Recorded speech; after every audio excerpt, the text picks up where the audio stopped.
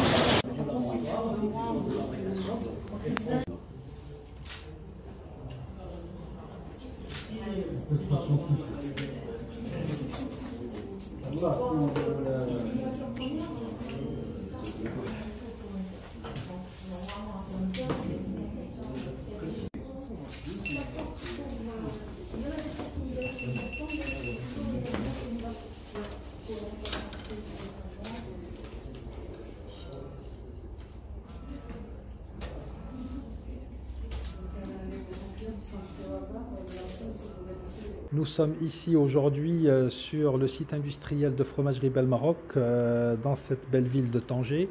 Et ce site-là est l'un des fleurons du groupe au niveau international.